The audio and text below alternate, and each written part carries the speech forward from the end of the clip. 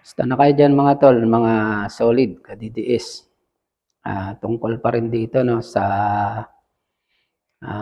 issue ng PI ng putang ina. Ay, sorry, hindi pala putang ina. People Initiative pala. Eto no, napanood ko na naman kagabi. Kaya sa balita. Si Erwin Tulfo, yun nga, pinapasinungalingan yung may kinalaman ang Kongreso, ang boss niyang si Tambaloslos, na keso hindi alam ng boss niyang si Tambaloslos ang tungkol sa pagpapaperma, yan, pagbayad ng 100 dyan sa mga tao na kesyo ayuda.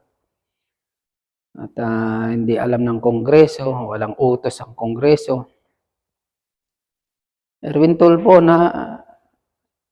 natutulog ka ba dyan sa pwesto mo, sa upuan mo, sa opisina mo?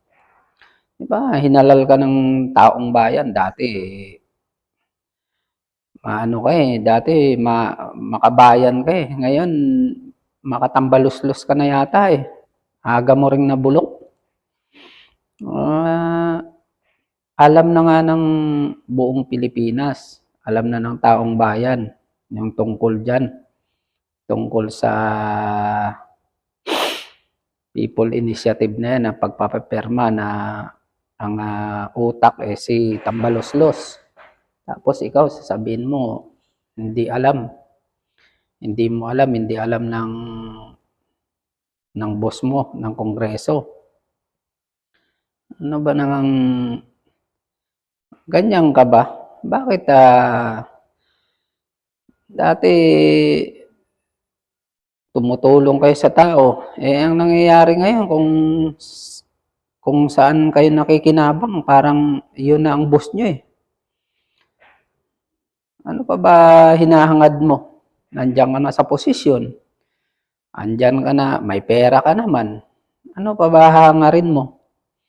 Kung talagang pagsisilbi sa bayan, magsilbi ka ng tapat. Hindi yung ganyan na kung alam mo parang kung saan ka makikinabang, yun ang magiging boss mo. Taong bayan ang naghalal sa'yo, sa inyo. Sana naman pagsilbihan nyo ng maayos. Ngayon, ganyan ka pa lang. Tapos nagbubulag-bulagan ka na, nagbibingi-bingihan ka na. Kung hindi naman kay Tatay Digong sa 2016, magna-number 1 ba yung AXIS nyo? Ngayon parang mahirap talagang tao minsan pagka ganyang umaangat o nakaupo na sa posisyon, nawawala na yung mga pangako. At dito kay BBM, nung kasagsagan nung baha, ng landslide doon sa Davao de Oro, sa Davao Oriental, ang daming nasalantang pamilya. Nandun, umatin sa kasal, mas binigyang importansya yung kasal doon ng anak ng Sultan ng Brunei. Kahit na may imbitasyon, pwede mo namang i-cancela yun. Unahin mo yung nagluklok sa'yo, unahin mo yung pinagsisilbihan mo, yung mga boss mong taong bayan. Inuna yung kasal. Tapos si BP Sara, kahapon, pumunta doon sa mga nasalanta ng nabahaan, yung mga namatayan. Nung isang araw, tsaka nung kahapon, eto si BBM, andun, nanonood ng concert ng Coldplay. Gamit pa yung chopper ng gobyerno. na kagabi napanood ko sa balita, keso sabi ng PSG, sabi nung mga gwardiya niya pinoprotektahan sa kaligtasan ng presidente. Kaligtasan, pansarili niyang lakad yun eh. Hindi naman yun para sa taong bayan. Para yun sa pamilya niya at sa kanya. Nag-happy-happy doon sa... Totoo talaga yung sinasabi ni Kusiting na mahilig sa happy-happy itong taong to, presidente na to. Wala. Maling-mali talaga, nagkamali talaga ang taong bayan sa iyo, BBM.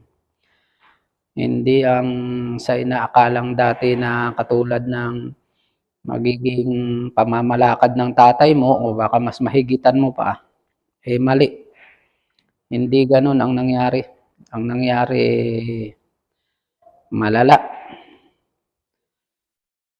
Malala ang nangyayari ngayon. Pati dyan sa ibaba mo na hindi mo kayang kontrolin. Yan, ang daming issue. Pati yung sa PCO na yan. Yung sa mga nanalo sa loto.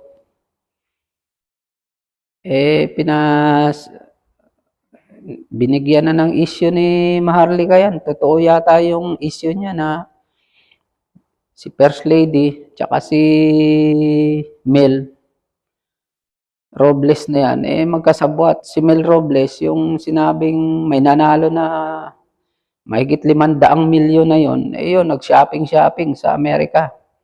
At yung iba daw, pinambabayad na ipatumba si Maharlika dahil nga hindi nyo kayang kasuhan, hindi nyo kayang ipatawag sa Kongreso kasi nga, sabi ni Maharlika, pag pinatawag nyo siya, marami siyang hawak na ebidensya. Kaya hindi nyo kayang kasuhan. Katakot-takot na pambabastos ang ginagawa na sa inyo, sa administrasyon nyo. Wala kayong magawa. Bulok na administrasyon ang nakikita ko ngayon, nakikita ng taong bayan. Ang daming nagsisisi. Yan, pati ikaw, Erwin Tulfo, dati iniidolo ko kayo, mga Tulfo. Pero ngayon, kasama ka na rin sa nabubulok. Pag hindi ka humiwalay dyan kay Tambaloslos, tuluyang mabubulok ang karir mo. Ayun lang mga tol, mga solid ka DDS, ingat tayong lahat.